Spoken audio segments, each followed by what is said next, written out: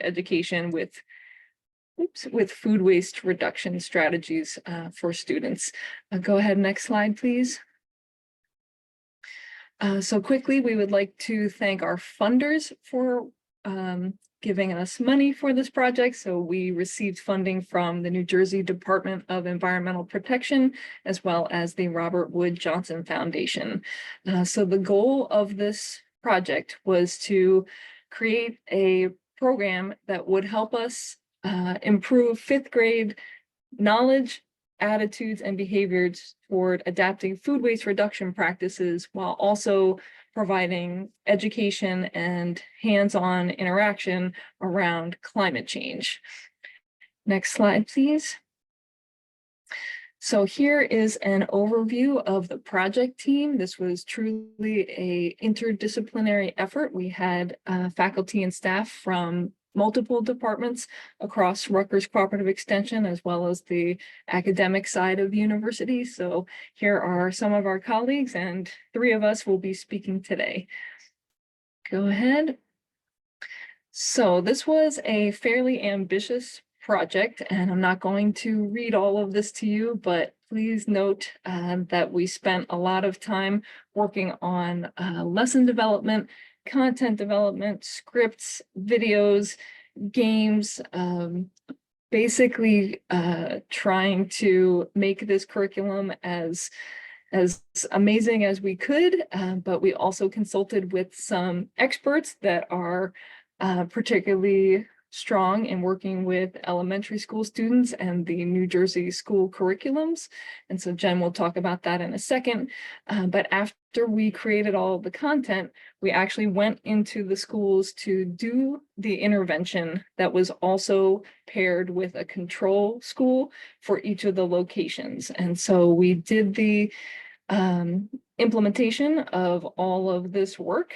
And then afterwards, we evaluated everything to see how the students enjoyed it, what they learned, as well as what behaviors they were going to adopt and how they were going to talk to their families about everything that they learned. Okay, go ahead, Jen. Hey, thanks, Amy. And so as Amy mentioned, one of our goals in creating these lessons was to ensure that the content really was as good as it could be, but also besides that it was a set of lessons that could be easily implemented in the classroom, and also a set of lessons that teachers would really value and that they would want to implement in their classrooms. So here at Rutgers, we are lucky enough to have the Center for Mathematics, Science, and Computer Education. And the wonderful staff that I'm showing you right now at the center, they are experts in STEM education. So not only in the content areas, but also in how to align the content with learning standards and how to make it fit well into a typical K-12 public classroom here in New Jersey and beyond. So we worked with Eddie, Brielle, and Chris, who you see here, so they could review our lessons really in depth and advise us on the content of the lessons, how that content aligned with current established learning standards, and also how to make the lessons easy and seamless for teachers to implement in a typical classroom. I also would just like to note here that New Jersey was the first state in the country to mandate climate change education. And as a result, our state adopted climate change education standards in addition to our more overarching science standards. So we also needed to include those in our lessons. And so our colleagues at the center were really instrumental in ensuring that all of those standards were met. And so we relied heavily on them to ensure that our lessons were up to par, so to speak.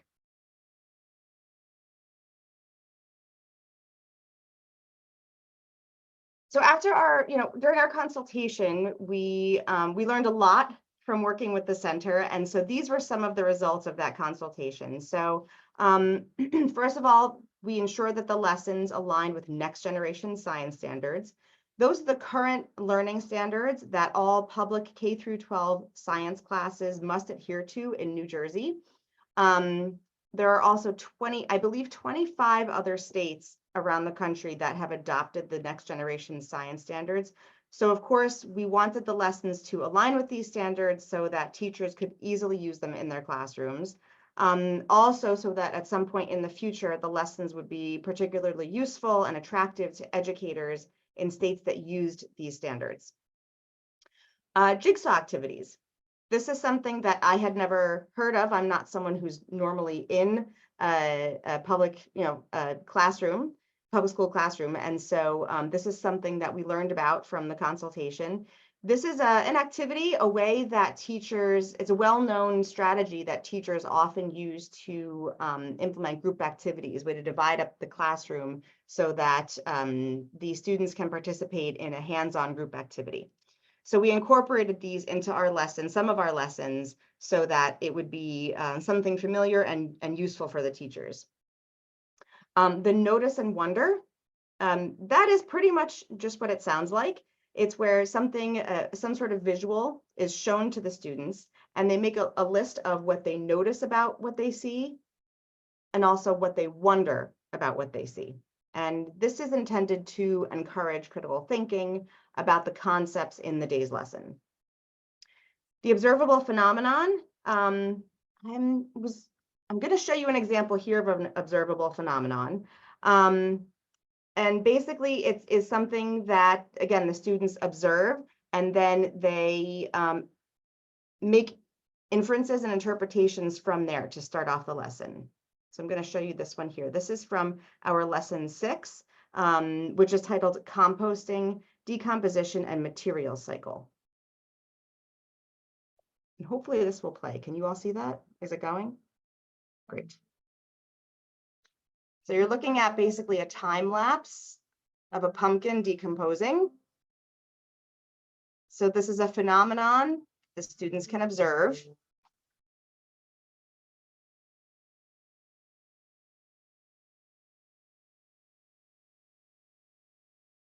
They can make observations about this and then build from there for the rest of the lesson.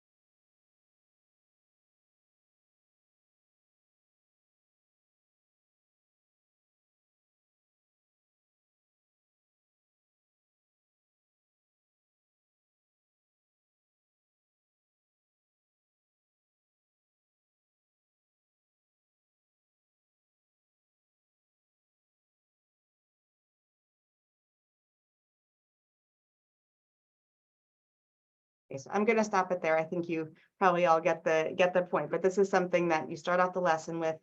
The students can observe it and then build from there to learn about the concepts in that day's lesson.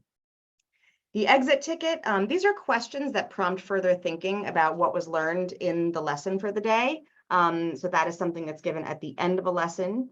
And then finally, the lesson extensions. These are additional optional activities to extend the lesson either in or outside of the classrooms. So all of these components are things that we would not have known to include in our lesson plans if it weren't for the consultation with our in-house experts at Rutgers.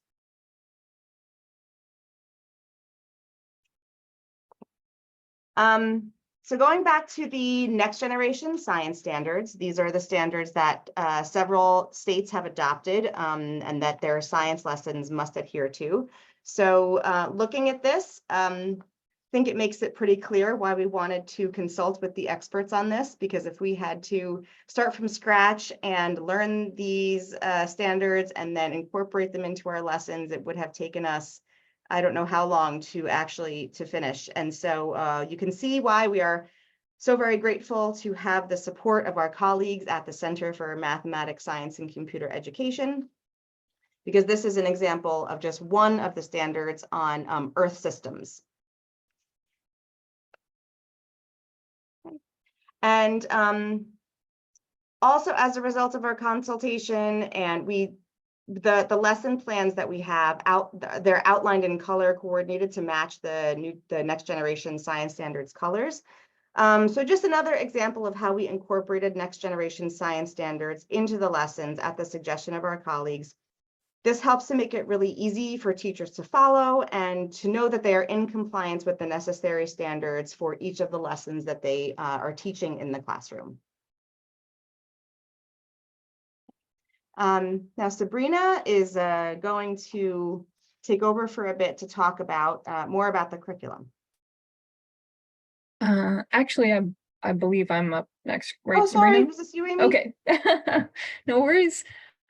So all of this work and all of this effort and review led to the creation of the New Jersey Leaves No Bite Behind curriculum, support resources, and fun interactive things such as games, and we'll talk about those later. And if we have time, you'll actually get a demo of a game. So hope you can stay all the way to the end here. So go ahead. So here are the 6 lesson titles, and I'm actually going to be going through all of them in a minute, but just wanted to show you the overview and what we are going to be focusing on here. Go ahead, please. So each of the lessons contained some or all of these following components. So each one had an overview, the next gen science standards that Jen just referenced, learning and behavior change objectives, keywords and concepts, materials lists before you begin, observable phenomenon, and all of these more interactive activities here. And then some of the lessons also had some additional resources, just extensions of lessons, some more, basically some other tools that the teachers could use besides the basic lesson. Go ahead, please. So here are some overviews of each of the lessons, just to show you how we were introducing the lessons to the teachers so that they could provide all of the concepts to the students. And so this was the introduction to each of those, just to show what the students will be learning about, how they will be getting there, and just to provide that summary there. Go ahead, please. So here are some of the games. There was a physical card game that we were able to produce with the funding from this grant, as well as e-learning games that were online for each of the lessons. And like I said, hopefully we'll get a chance to demo that. But each lesson had a superhero associated with it, and you see our amazing graphics that were done by one of our undergraduate students, Alessandra. So we are very lucky to have someone that talented to be working on this with us. Go ahead, please. Okay, so I'm going to go over each of the lessons quickly. I'm not going to read all of this. I'm going to focus on the learning objectives so that you can see how we are connecting the climate change requirements with our food waste overall goal, food waste reduction goals here. And so obviously we need to start with the very beginnings of climate when we are introducing lesson 1. So this is mostly earth science. So we are talking about atmosphere, we are talking about the makeup of the atmosphere, as well as greenhouse gases and all of those good things that are part of climate change and our Earth's environment. So go ahead, please. So lesson 2 is all about the food system, and we needed the students to remember the components of the food system, as well as naming resources that the food system requires. Next slide, please. So in lesson 3, we introduce food waste. So food waste in the food system, and the learning objectives here are for the students to be able to identify components of the food system or sectors of the food system where food waste occurs, as well as 2 things that can help reduce food waste. Next slide.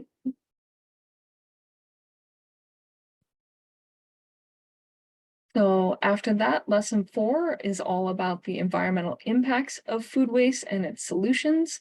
So the learning objectives here are to have the students be able to name all 6 resources that are wasted when food is wasted, describing how food waste contributes to climate change, and then identifying 2 ways to reduce food waste. Next, thank you. So lesson 5 is about food miles, because the distance that the food is traveling to get to a person's plate has a huge carbon footprint and is a contributor to climate change. So we need the students to understand how food miles are connected to climate change, as well as identifying foods that are in season in New Jersey that they would be able to try.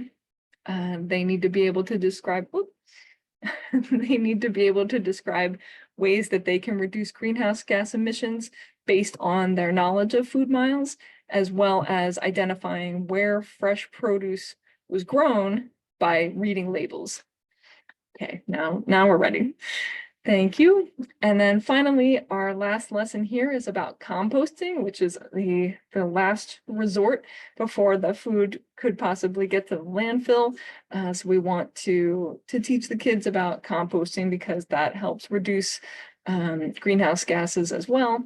So the learning objectives here are to describe the movement of matter among the different environmental components, such as plants, animals, and decomposers. The students need to be able to explain how matter from our food waste can be returned to the soil to nourish new life.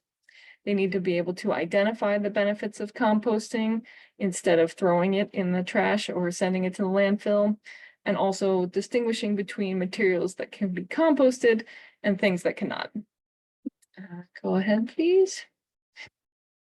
Now this is for Jen. Back to me again. Okay, thanks, Amy. So those were our 6 lessons that we originally developed for the project. A lot of work went into that. So after we completed the lessons, of course, we wanted to see how effective they were. So we developed a pilot study to actually teach these lessons in some schools in New Jersey. So this curriculum was developed, or these lessons were developed for 5th graders. So we partnered with 4 schools in New Jersey that had 5th grade classrooms where we could implement these lessons in the science classroom. So here's a sort of a brief timeline or way that the pilot flowed. So we recruited 2 intervention schools and 2 control schools. We conducted a pre-assessment survey of students' knowledge on food waste and climate change. We then conducted food waste audits in all 4 schools to obtain pre-measurements. And what that entailed was going into the cafeteria. And when the kids were finished eating, we would collect their trays. And it was a messy job. We went through a lot of gloves and a lot of cleaning wipes, but we would take their trays.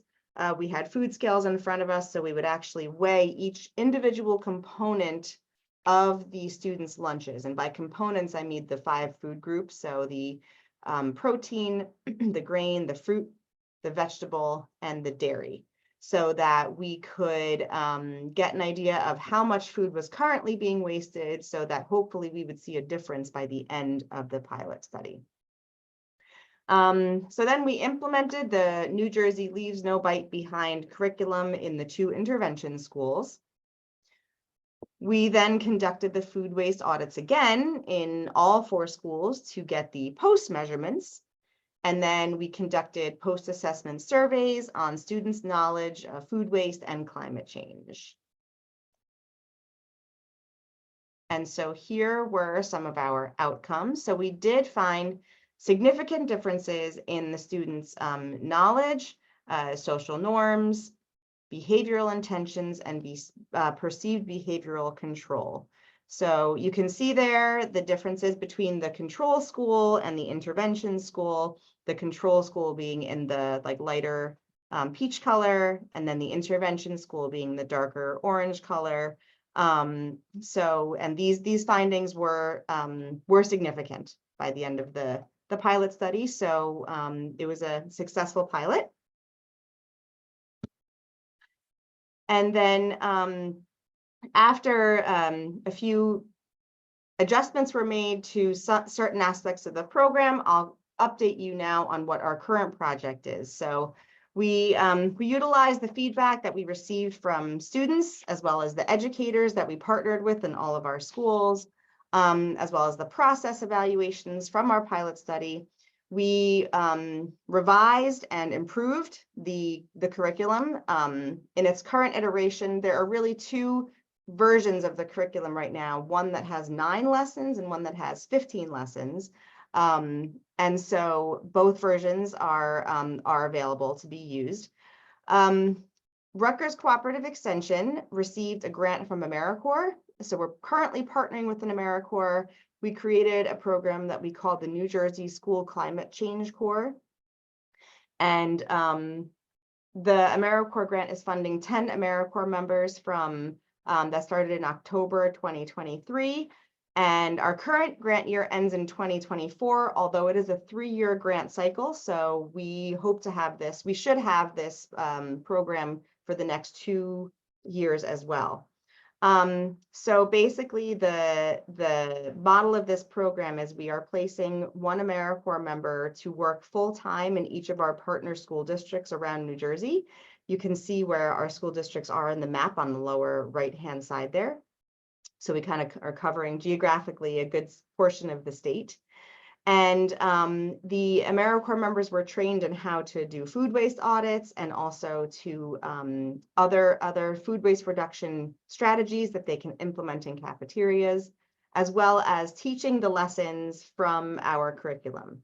So we're currently right in the middle of our first year of this program. So results remain to be seen, but so far it's going well. The AmeriCorps members have already completed food waste audits and are all in the middle of teaching the revised lessons. And so the goals of this program are going to be improving the school administrators and students' knowledge, attitudes, and behaviors toward adopting food waste reduction practices, and ultimately, with the final goal of reducing the amount of food waste produced by the school cafeterias. And so here are the titles of the lessons of the new and improved New Jersey Leaves No Bite Behind curriculum. We have the first 3, which are about essential earth knowledge. The first one is atmosphere, greenhouse gases, and the climate. The next, number 2, is the greenhouse effect. Number 3, what impacts our climate system. Number 4, getting to know the food system. Number 5, food system resources and outputs. Number 6, food waste in the food system. Number 7, environmental impacts of food waste. Number 8, food miles. And finally, last but not least, composting, decomposition, and materials cycle. So that is the current iteration of the New Jersey Leaves No Bite Behind curriculum, expanded from the original 6 lessons to now include those 9. Okay. And I think now I'm going to pass it over to Sabrina so she can talk more about in depth about lesson. So we're going to go over lesson 8 just to give a little example of what a lesson would look like in a classroom. So this lesson number 8 is called Food Miles. The image that you're seeing here is the cover page of the workbook that we have for students. So the students can receive a printed out workbook, or they can use the workbook online as well. The link is right there. That would take you to the website. it'll take you to the educators tab. So if you go to that link, the educators tab will list out all of the resources that a teacher would need to implement the lesson. That's including the game for the lesson plan, the video, which is public on YouTube, and a lot of other resources as well. And that link is now in the chat in case you want to go to it and follow along. Here is the lesson plan. A direct link is right here. That's going to be entered into the chat as well if you want to just look solely at the lesson plan. But as you can see, we have the lesson overview, the next generation science standards, driving questions, observable phenomenon. We break down the lesson into all 5 parts, the exit ticket, additional activities, everything that an educator would need to carry out the lesson as smoothly as possible. Next. Thanks, Jen. So this is the PowerPoint slide for lesson 8. This is the title slide that we would be showing to students in the classroom. To the right, you see our superhero. Of course, his name is Miles for this lesson. And again, this was designed by one of our wonderful undergrad students, Alessandra. Okay. At this point, we would recap what the students are expected to know. So by now, they should know that different foods require different amounts of resources or inputs, such as land and water. And they should also have an understanding that different foods result in different amounts of greenhouse gas outputs, such as carbon dioxide and methane, which are the 2 greenhouse gases that we focus the most on during these lessons. And we explain why these negatively impacts the climate system and contribute to climate change. So today for this lesson, we would be talking about food miles, and we would pose this question to the audience, to the students. What do you think food miles are? So you can feel free to unmute or type in the chat. I know you all obviously know what food miles are since we've been talking about it and your previous knowledge, but if anyone wants to chime in and participate, feel free to do so. If not, we can just move on to the next slide. Nothing yet. Yep, go ahead.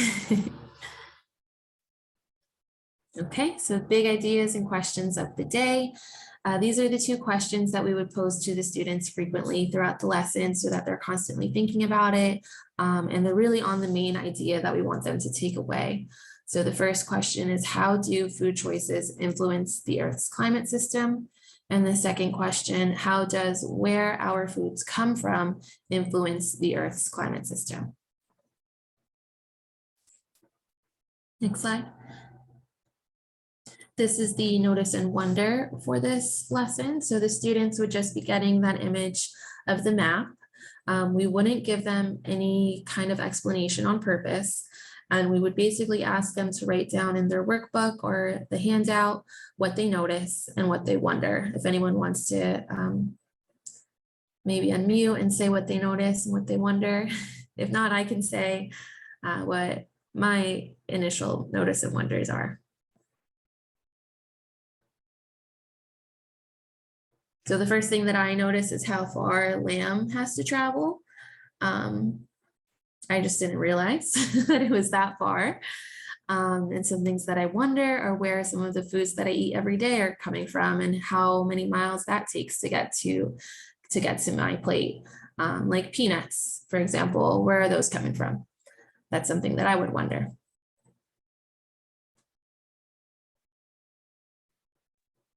Sabrina, there is a comment. Beef doesn't travel that far relatively.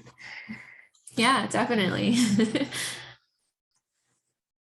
Okay, so this is the video lesson. This gives us the chunk of the content of the lesson. It is 7 minutes long, so we don't have to play it all. But just to give you an idea of what the video looks like, this is one of our educators from Rutgers Cooperative Extension. She's in another department, 4-H, I believe. So again, this was a collaborative effort, and we're really lucky to have a lot of our colleagues join in. And we had a department from Rutgers called TLT. Amy or Jen, do you remember what that is? Teaching and learning with technology. technology. Yep. There it is. So we were lucky enough to have them come in and actually record our videos for us and make a pretty professional looking video, if you ask me. So you can go ahead and play the video, Jen.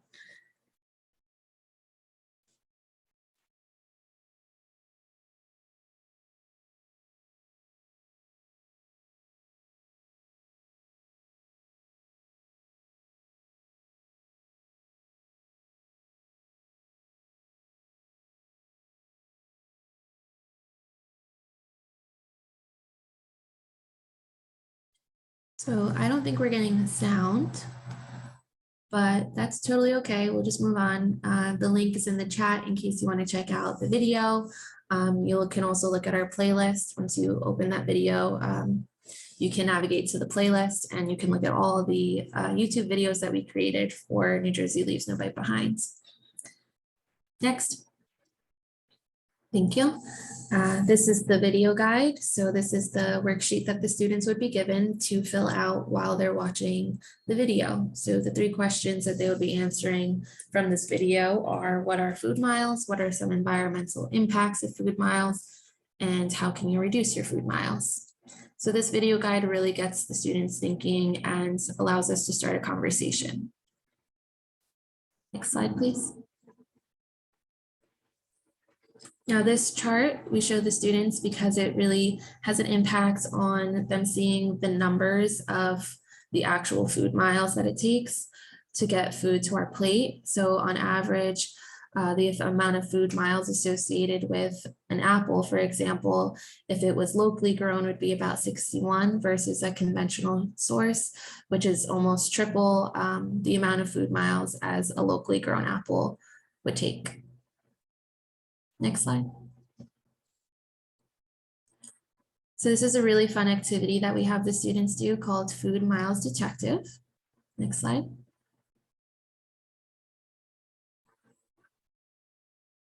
So the students would get these handouts and we would do this individually or in groups, depending on the class. They look at evidence card number 1 and they try to figure out what the food suspect is. So what food are we talking about here? And then using evidence 2, we can calculate the total number of food miles that it takes for that food item to get to our plate. So we can do the first one together. This food item is a fruit. It's yellow with a spiky green top, a tropical fruit. And the last clue, who lives in a blank under the sea. And at that point, all the students would definitely get it. The food suspect is a pineapple. And then looking at evidence 2, we can add up all the food miles. So 35, 2,889, 23, and 15. The students would take some time to add that up and they would get the total number of food miles. So we have a couple different examples here that we would pass out to the students. Next slide.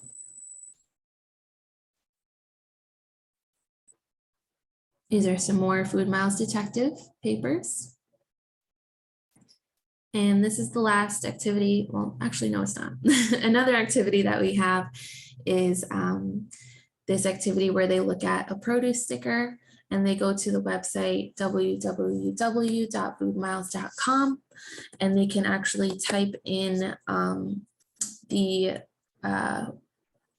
where the food is coming from by looking at the sticker, and it'll show up with the amount of food miles that it takes. So we don't really have much time right now to do this, but if you wanted to, it's a great website to go to just to check out where your produce is coming from and how many miles that actually is. So for anyone that's on the website, for the first one, you would type in Guatemala and then banana, and it would tell you how many food miles that takes to get to the US. Next.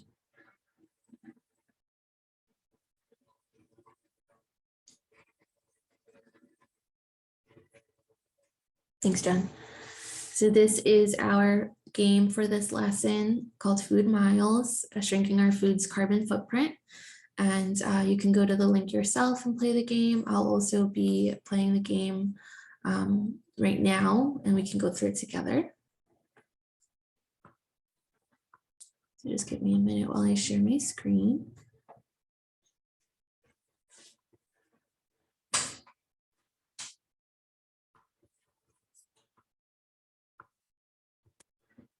Okay, can everyone see this? All right, so I'm going to hit start. I'm Mason Miles, and I'm so glad you're here. You could help me show people that the foods they eat and where it comes from makes a big difference. Let's use tools like a map and a seasonality chart to show which foods travel far and create a lot of greenhouse gases and which make less greenhouse gases. Let's go.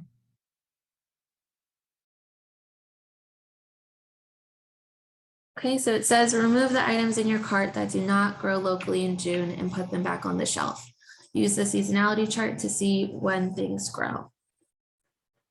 So here's the seasonality chart button, and we're looking at June. We can see that blueberries, broccoli, cherries, cucumbers, lettuce, spinach, and strawberries are all growing in June. So we would put back whatever we don't want to buy. And the game makes it easier for students in that if they choose something that is actually locally grown in June, it'll put it back on the in the cart automatically, which is helpful. We hit submit, and we can continue on. Now this is the month of October. The seasonality chart's here again, and I'll just stop. But the game goes on for a couple more rounds. And the last part of the lesson is just an exit ticket. We don't have to share screen again. Actually, let's go ahead and share screen because I do want to bring up the last slide. Thank you.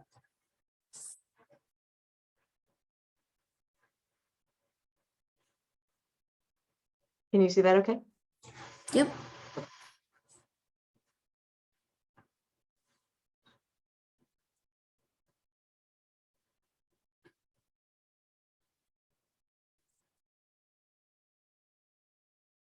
So this is the exit ticket. The student would have this printed out for them, or they would do it online. And each exit ticket asks just 2 questions for the educator to review at the end of the class to make sure the students are getting the main point of the lesson. So the first question is, what is one thing you learned from today's lesson? And the second question, what is one way that you can reduce your food miles? So at the end of the day, the educator can collect these exit tickets, take a look at the responses that they got from the students and see if they need to address anything next time, if they need to make any adjustments or stress a certain point to make sure students are really grasping the lesson and the big idea of the lesson. Next slide. Okay, that's it. Thank you for observing lesson 8 with me. This is our food waste team's website if you're interested in learning more about what we do. And our contact email addresses are there. We're happy to take any emails that you might want to send to us. Thank you. Well, thank you, Amy, Jennifer, and Sabrina. That was fantastic. Hopefully you all enjoyed it as well. We've got some time to do some questions for our facilitators panels. So we've got a pretty good sized group here, so we could do some do the raised hand function in Zoom. And if you don't know that, if you go down to the bottom of your Zoom panel, you'll see reactions. You should see reactions. You select that, there's a raise hand function, and you can select that and it'll raise your hand so that we can indicate who has a question. I did see a hand up initially. Looks like it went down. You can also throw questions in the chat as well, and we will get those to the facilitator as well.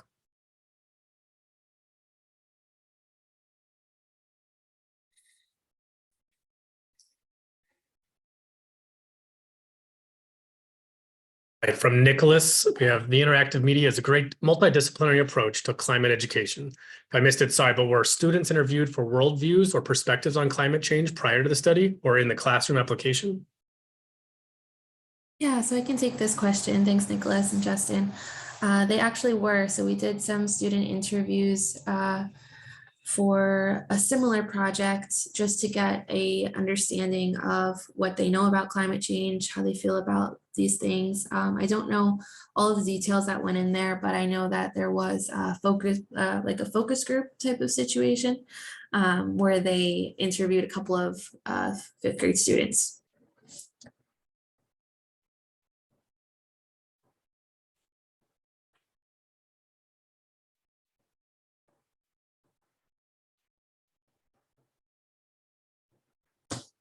Yeah, there was also a question earlier about the pre and post food waste results.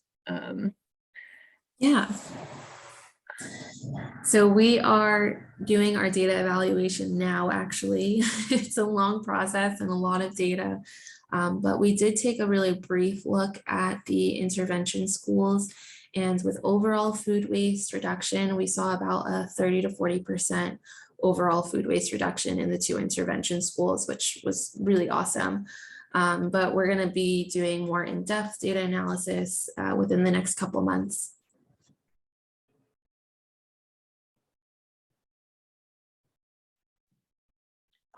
Yeah, I had a question about, like, I'm wondering if the goal was more for students to be like eating more off of their plate, or if the goal was more to like have them be more selective about what they're putting on. Because like kind of either of those things would reduce the amount of like, you know, waste potentially. But there's also like I know I work with our schools here, and you know there's problems in terms of like, oh, you have to put a piece of fruit on the plate in order for it to be like a reimbursable meal, even if the student doesn't necessarily want to eat that. And so I could see there being barriers with like what you're putting on the plate. And I imagine at the same time, like, you know, like psychologically there could be some straightness with like you know, having kids like asking them to eat more, and to like, you know, you want to make sure to not like have any weird relationships with food or any like shame around that I imagine y'all have been thinking about those things. So I just wonder like what, you know, what you've been thinking in those realms. I'm happy to take that question if you guys start with you. So there were a lot of questions in there. I'll do my best to address all of them, but feel free to let me know if I'm missing something. So the first thing I will address is you mentioned the reimbursable meal and the meal patterns that need to occur on the tray to for that to occur. And so my department, you know, one thing that we do is work with school food. So we're very familiar with the National School Lunch Program and all of the requirements. And so one piece of this is that right now, the next iteration of this program with the AmeriCorps members that I mentioned before is that we trained them in some of the rules that the National School Lunch Program is required to follow, including something called offer versus serve, which is when, you know, a few years ago, it was required that every component, all the 5 food groups of the meal be on every student's plate, which led to tons of food waste. And that was revised to say that there have to be 3 components, one of which has to be a fruit or vegetable. And that's called the offer versus just serve, right? So the goal of that was to reduce food waste, and it was, you know, successful to some degree. But, you know, word travels slowly. And so not every school is really all that adept at actually carrying out the offer piece. And so one thing that we trained the AmeriCorps members in was that rule, the offer versus serve, and to help ensure that the cafeterias are actually carrying that out. So that's one piece of it. The next piece is no, we don't encourage, at no point in the curriculum do we tell kids to eat more. That's not even mentioned, I think, at all. We're just simply educating on how food waste affects climate change. One thing that we do in the cafeterias is we are implementing share tables. And so that is a really great way to reduce food waste. So if a kid grabs a package of carrots and then decides they don't like carrots that day, they can put them on the share table. And then that share table food can be used in any number of ways. And that's also something that we train the AmeriCorps members on. We've also trained schools on those techniques. So the share table food can be used within the school for kids to go for grab and go snacks, can be used for lunches the next day, could be used for after school. It could even be donated out to emergency food providers. Was there another part of your question that I didn't address? If so, let me know. Good? Okay, great. And we've got a question in the chat from Tulio. Great curriculum. Are the AmeriCorps members given any sort of training in teaching the content? Yes, they went through a week-long orientation before they went out to the schools. So we went in depth. We really went in depth with the first 2 lessons, because if we did all the lessons, first of all, it would take forever. And second of all, by the time they actually got around to teaching lesson, 6 or whatever, they would have forgotten what we taught them. So we went through in depth all the components and how to teach the first 2 lessons, because all the lessons really basically all have the same pieces, the same components, the video, the lesson plan, the games, etc. We also had one of our colleagues who's a former classroom teacher come in and teach classroom management strategies, because anyone who's ever taught in front of a classroom of kids before knows that you can have all the knowledge in the world, but if you don't have control over the kids and their behavior, then it doesn't matter. They're not going to learn anything. You have to have the management also. So we taught them about the lessons and also about the classroom management, and also a training on just how to work with teachers and work within a school setting. So that was a big part of their training. And then from, I think it's maybe Aze, have students made any connections between the curriculum and how their schools are sourcing food? I'm not sure about that. I do know that some of our AmeriCorps members are currently implementing school gardens, including hydroponic systems, like within the cafeteria, so the kids can actually observe the food growing. We have not done any like evaluations and any data collection on whether students have actually made that connection. So I can take some guesses, but I can't say for sure, because we haven't collected any data on that. I hope so.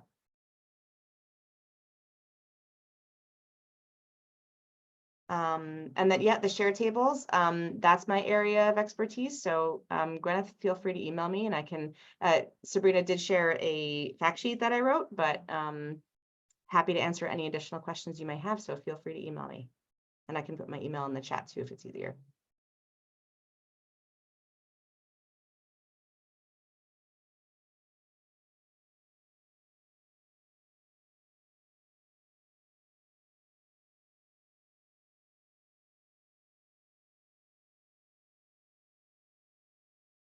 Any other questions for our panelists, either in the chat or raise your hand and come off mute?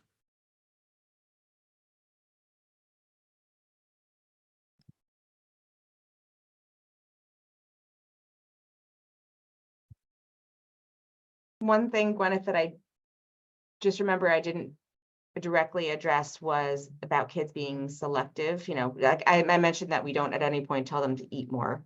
I guess one of the things that we are hoping is that the education piece will encourage kids to think about being more selective about, what they take in the cafeteria, and not just like grabbing whatever is available, thinking that they'll eat everything that they take. So yeah, that's another piece of it. Since we have the time, I have another question if y'all are down. I'm wondering, in your relationship with admin, like our experiences here, I'm in Champaign County in Illinois, and we often try to work with admin, but they're like so pressed for time so much of the time. I just wonder if you run into any roadblocks or any, like, we experience often a lot of like enthusiasm, but then like red tape with what they can do or what they think they can do, or hesitancy about actually implementing something that they were maybe excited about before. So just wondering if you had something like that come up. Many roadblocks, yes.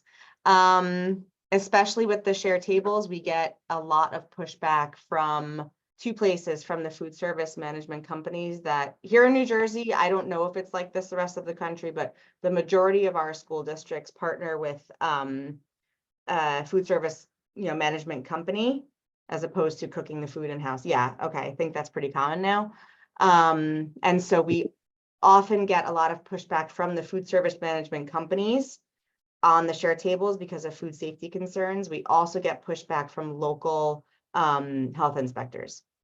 So there are laws that are in place. The USDA is really strongly encouraging the use of share tables. And there is legislation that was passed a few years ago that protects schools in the implementation of share tables. So that's something that we educate our administration on. We also developed, not when I say we, I actually don't mean myself and my colleague, developed a training for local health inspectors a few years ago on share tables to educate them on the laws and then all the safety measures that can be taken to ensure that shared table food is safe.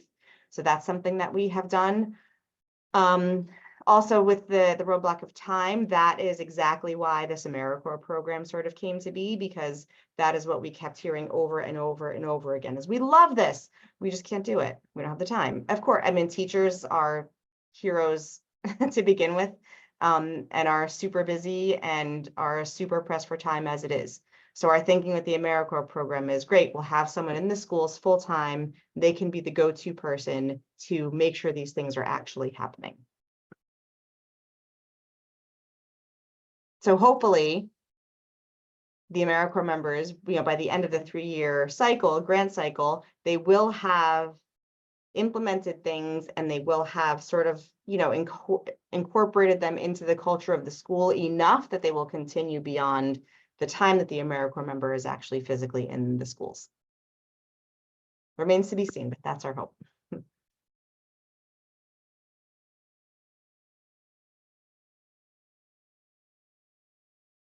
One full-time AmeriCorps member per school district. So it depends on the size of the district. In some districts, they are just in one school. In others, they're in, I don't think anyone is in more than 3 schools. Yeah, because we really wanted the AmeriCorps members to be in the cafeterias a lot to make sure that the cafeteria piece was being done consistently. For example, the share tables, and then there are other strategies as well that can be done.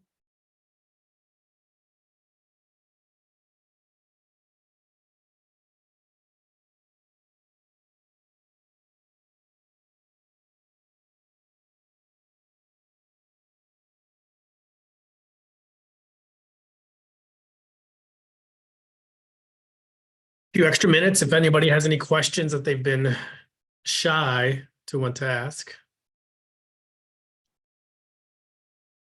So I'll read this one out loud for our interpretation from Nicholas. Does the program help students identify ultra-processed foods and or take time to share knowledge about additives, salts, and sugars in processed foods? I ask because corporations are pushing brand loyalty into school systems like Lunchables. If you ever went over it, I'm sorry I missed it. Yeah, so I can take this question. In our newly revised curriculum, we do have a lesson that focuses a little bit on processed foods. And the way that we approach it is pretty broad. So like, for example, the observable phenomenon for that lesson is a picture of 2 lunch trays side by side. On one, there's a hamburger. On the other, there's a piece of chicken with some strawberries and broccoli, I believe. And we asked them, what are the differences between these 2 trays? Which one do you think is contributing more to climate change and greenhouse gases during production? So we kind of let them see what they say, and just kind of the point that we try to make is that whole foods, generally speaking, are going to produce less greenhouse gases than foods that are that have a lot of different ingredients and being made in factories using a lot of different machinery. That all is contributing to greenhouse gas production. So we take it, that's kind of the level that we go on there. We don't really go on into nutrition at all, just because we do want to be sensitive to the age that they're at, and we don't want to push anything on them or make them be the start of them having some kind of internal opinion about the foods that they're eating, about processed foods. So we don't want to have that kind of influence on them or give them anything to stress over. So we kind of take it from that level.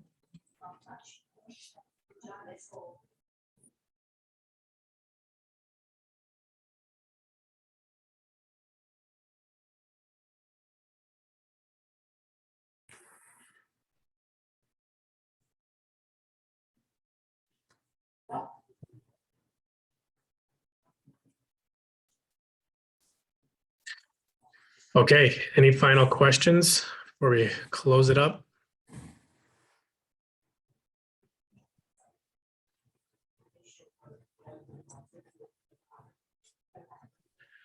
Well, why don't we all give a virtual appreciation, whether that's a round of applause or a chat box text, but thank you to our panel and facilitators for sharing what's going on in New Jersey and all the hard work that you all are doing in the schools over there. So thank you so much. Really appreciate it. Actually, I got to launch this poll real quick. I'm going to launch a poll, so if everybody could finish that before you sign off. The recording for this session and all of our summit sessions will be on our YouTube page. I would say probably by the end of the month. It's a lot of sessions and a lot of different like trimming and that kind of stuff that the team does. So we're hoping to have those up so that you can be able to access all the knowledge and information in perpetuity. Let me launch this poll.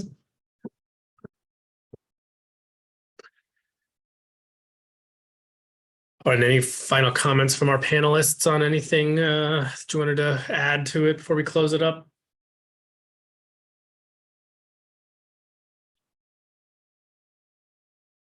Just thanks for all your good questions and for coming. And these lessons are available on our website if anybody would like to review them more in depth or use any in any of your educational programs. They are available.